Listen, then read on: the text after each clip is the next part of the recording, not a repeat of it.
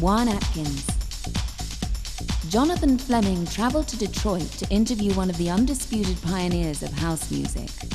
The man is Juan Atkins, and he brought his own flavor to the house music movement.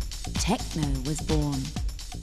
Did you do anything, you didn't do anything else before you got into DJing then? So it was like straight into the music? I was actually making music, not making records professionally, but I was like making demos before I started DJing.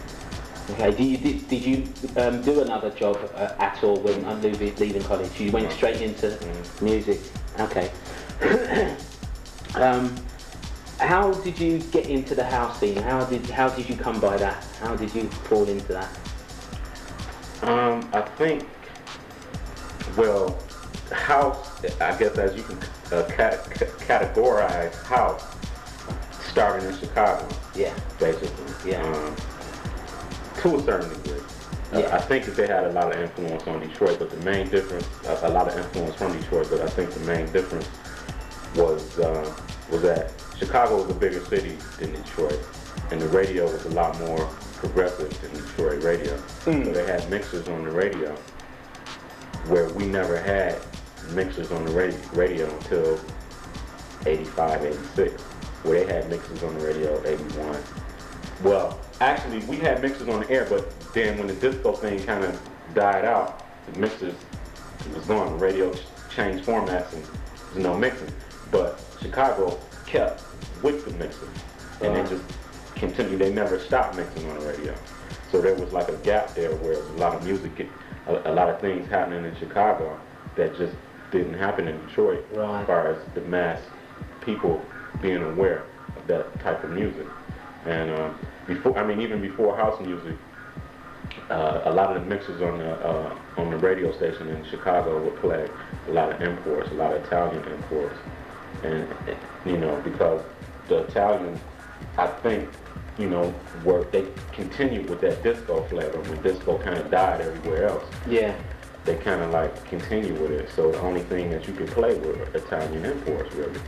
And a lot of DJs play those to be kind of obscure from everything else that was coming out, like on West End and Prelude and Salsa, Yeah, When you played Italian imports, they were really hard to get, like only 10 or 15 of them came into the country, so DJs played a lot of those to kind of be obscure. And mainly how I got into it was I would, because I sold a lot of records in Chicago. I think like my first record, No UFOs, was like the only domestic record. What was your first record? No UFOs. Oh yeah.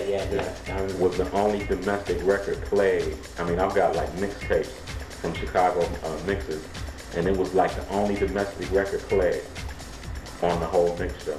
Everything else was like Italian import. And so, so obviously, I started going there to sell a lot of records. The main thing, the reason why I started doing that type of music, because I started with like the electro thing. Yeah. With Clear and with Cybertron. Yeah. And but the hip hop, rap came in real strong. Right. And it was too down tempo for me. Yeah. And I didn't want to. I like a lot of rap music. I like a lot of hip hop songs, but they were just too slow for me. Yeah. You couldn't. When you're in the party, you can't. Yeah, It's So, sort of like stand in the corner and rock. Yeah. Yeah. So I started picking up on a lot of the music that was coming out of Chicago, and me and my friends, Derek, Manny, and Kevin Saunders. We kind of like really got more so on that tip than we were into the hip hop thing, and so we just took like that flavor and put the Detroit flavor on top of it, which was like techno. Right. And so that was like how I really got into house music. It was just more or less because of being on that tempo thing. Right.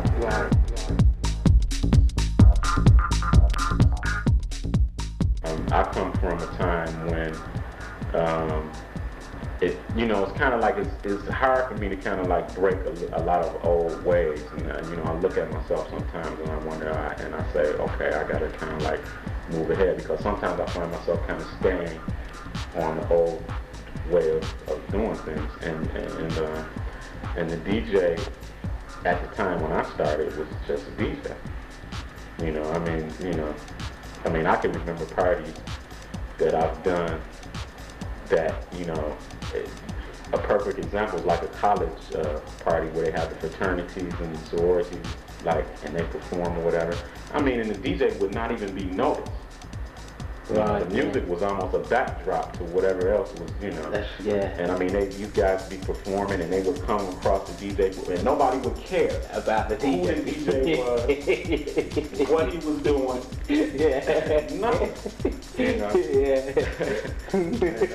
So I still kind of have a look at it that way, and then you used to have to play for the crowd more so than for yourself. Right. Now you got these DJs and they get into their own thing and they self-satisfy themselves. Yeah.